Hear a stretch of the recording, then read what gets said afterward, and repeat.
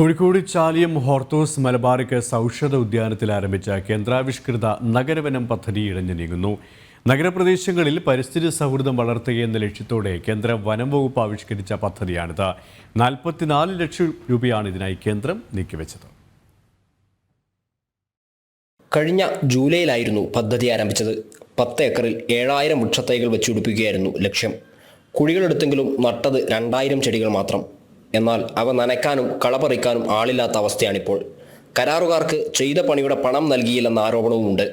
വനം നഗരവികസന പദ്ധതി പ്രകാരം ചാലിയം ഫോറസ്റ്റ് ഡിപ്പോയ്ക്ക് 44 ലക്ഷം രൂപയുടെ പദ്ധതി ആവിഷ്കരിപ്പിച്ച് നടപ്പിലാക്കാൻ വേണ്ടിയിട്ട് കേന്ദ്ര ഗവൺമെൻറ് നൽകിയ പദ്ധതി പാതി വഴിയിൽ നിലച്ച നിലയിലാണ് ഇന്ന് കാണപ്പെടുന്നത്. ഇത് വിവിധങ്ങളായിട്ടുള്ള കരാറടിസ്ഥാനത്തിൽ പദ്ധതി നടപ്പിലാക്കാൻ വേണ്ടി കരാറ് കൊടുത്തിട്ടും ആ കരാറുകാരുടെ കാര്യങ്ങളൊന്നും പരിഹരിക്കാത്തത് കാരണം പദ്ധതി പാതി വഴിയിൽ നിലച്ച നിലയിലാണ്. ചാലിയത്തെ റെയിൽവേ കിണർ നിൽക്കുന്ന ഭാഗം ഉൾപ്പെടുത്തി ശലഭോദ്യാനം ആരംഭിക്കാൻ തീരുമാനിച്ചെങ്കിലും അതും എങ്ങുമെത്തിയില്ല. പരിസ്ഥിതി സൗഹൃദ നടപ്പാത, പോളി ഹൗസ്, ഓർക്കിഡേറിയം, ചെറിയ തരം കൂടാരങ്ങൾ എന്നിവയും ഇതോടൊപ്പം ആസൂത്രണം ചെയ്തിരുന്നു.